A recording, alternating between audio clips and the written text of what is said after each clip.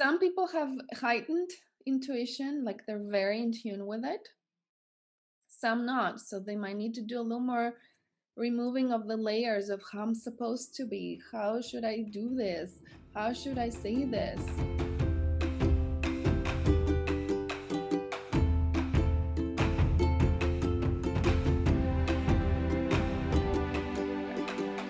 So, skill number 9, responding.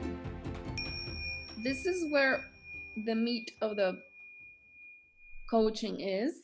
A lot of the things that you're gonna say and come from will be from that.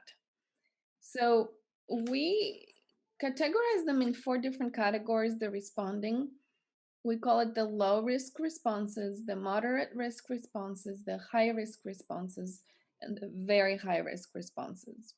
Low risk responses are the nodding, the mm-hmm, yeah, mm-hmm. So low risk means that I don't love the word risk, but what we're trying to say is that you're not taking them necessarily to a bigger ta-da or a bigger like insight. You're just allowing them to keep processing. The moderate risk is asking a little more specific questions and offering praise. High risk, and I know it sounds like, oh, I don't want to do high risk. No, high risk are amazing. It's the very high risk that we're going to be avoiding. You're direct, you're guiding the conversation with intention. You're telling them, do this, let's go do the pause right now. Okay, let's do the awareness. Can you look at your thoughts chart and tell me which thoughts you relate to? Okay, let's do the gentleness. So I would like you to take 3 deep breaths with me right now. Okay, now we're going to redirect. Can you find the affirmation in the thoughts chart that counteracts the one you've been feeling before? Okay, let's redirect. Beautiful. Okay, now let's do the surrender. What does surrender mean to you? Let's talk about this more. What does that feel like? So you see, I'm very like guiding the conversation. I'm in high high coaching mode. Skill number 10 is self-disclosing. So the motto we use under this one is only share what will serve.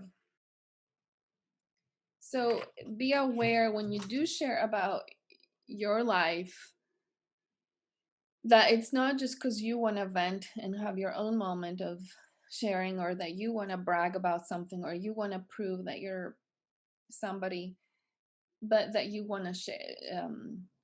It's a moment that it's going to serve. And I know you guys know that, but I am just saying it in case, you know, at times you're like, should I share? Should I not? Well, if I share, will it serve?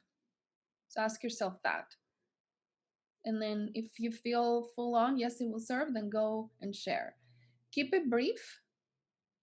Keep your sharing brief about your own self-disclosing. We don't want to go on and on and on about your experience, because again, if you find that you go on and on and on, most likely it's about you. So share what will serve, meaning is there a chunk of your story that gets straight to the point, that relates to what the client shared, and that will help them feel validated. It's humanizing, it's connecting you to them. It has huge benefits, but use it appropriately. I've seen it being used in other ways. That's why I'm emphasizing this. It could be done in ways that does not serve.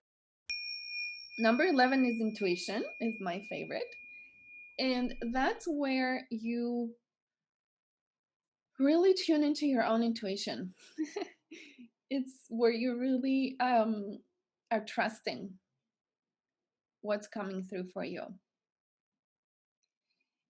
It's not really anything, I want to say it's not really anything I've taught you.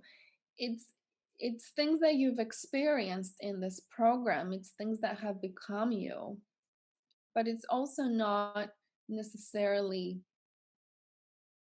of this world. It's not necessarily of what you've learned. It could be of higher dimensions, it could be of your higher self. It is of your higher self. Some people have heightened intuition, like they're very in tune with it, some not. So they might need to do a little more removing of the layers of how I'm supposed to be, how should I do this, how should I say this. Some are more able to tune in and trust in that. It's a very, very, very important skill, because in that moment, it doesn't matter what I've told you, it doesn't matter what you've learned, it doesn't matter how many certifications you have. It matters that in that moment, when you tune into those higher levels, they have the wisdom that is coming through for you, for what the person needs to hear, for what the group needs to hear. So it's way beyond anything that can be taught by any program. Because in that moment, you're really tapping into the quantum field, right? To use our language, that's what you're doing. You're tapping into that realm that has the big picture, that understands past, future. Like I was saying with the Course in Miracles, it's the omniscient. It's the that dimension does understand what needs to be shared in that moment. And that's why you're a channel for that wisdom.